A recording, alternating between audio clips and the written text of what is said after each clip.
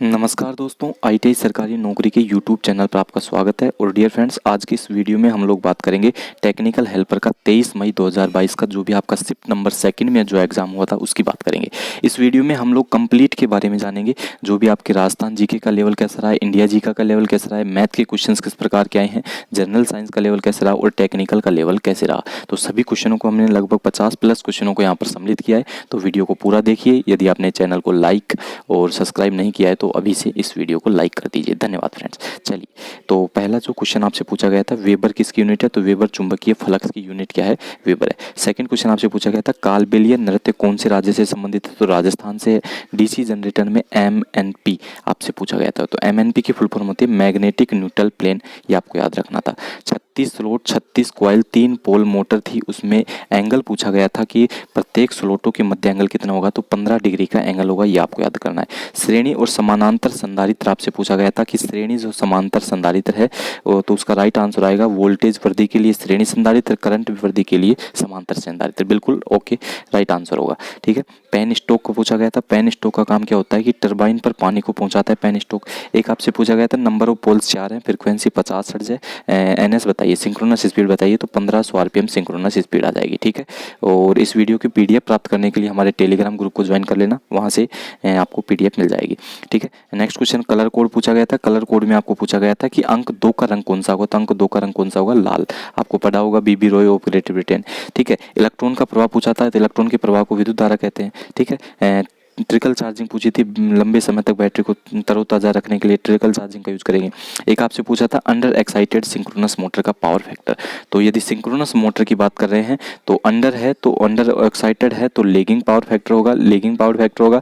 और यदि यहाँ पर सिंक्रोनस मोटर की जगह अंडर ऑक्साइडेड में अल्टरनेटर का पूछता तो उसका लीडिंग पावर फैक्टर होता। ठीक है। स्व उत्तेजित जनित्र का प्रकार पूछा था, तो सीरीज, शंट और कंपाउंड तीनों ही आपके ऑप्शन में थे, एक ही ऑप्शन में वो राइट आंसर होगा। 240 वोल्ट 40 वाट का आपको रेजिस्टेंस पूछा गया था, तो 1440 RPM आ जाएगा रेजिस्टेंस। ठीक है फ्रेंड्स। एक आपसे पूछा गया था, सिंक्रोनस जनित्र है तो मरीन अल्टरनेटर को सिंक्रोनस जनित्र बोलते हैं। एक आपसे क्रॉस कट चीजल का पूछा गया था। ठीक है। क्रॉस कट चीजल का यूज कहाँ लिया जाएगा। एक आपसे पूछा गया था, धातु के कोने को छीलने के लिए छेनी पूछी गई थी। एक आपसे पूछा गया था कि डाइवर्सिटी फैक्टर का व्युत्क्रम पूछा गया था। एक विद्युत आवेश की इकाई पूछी गई थी, कूलाम। ठीक है। डीसी मोटर की डायरेक्शन ऑफ रोटेशन पूछी गई थी, आर्मेचर धारा। ठीक है, ये आपसे पूछी गई थी। एक आपसे पूछा गया था पीटी की प्राइमरी व सेकेंडरी का इंसुलेशन पूछा गया था, तो प्राइमरी का इंसुलेशन मोटा होगा, सेकेंडरी का इंसुलेशन क्या होगा, पतला होगा, ये आपको याद रखना है। और डियर फ्रेंड्स, क्वेश्चन बहुत रिपीट हो रहे हैं, ये आपको याद रखना है, क्वेश्चन रिपीट हो रहे हैं, तो आप लोग इन वीडियो को ध्यानपूर्वक देखिएगा। 72 कंडक्टर के लिए कम्यूटेटर सेगमेंट कितने होंगे, 72। पिछले शिफ्ट में पूछा गया था 36 के लिए कितने सेगमेंट होंगे, 36 हो जाएंगे। 72 के लिए मतलब कम्यूटेटर में सेगमेंटों की संख्या बराबर कम्यूटेटर कंडक्टर की संख्या।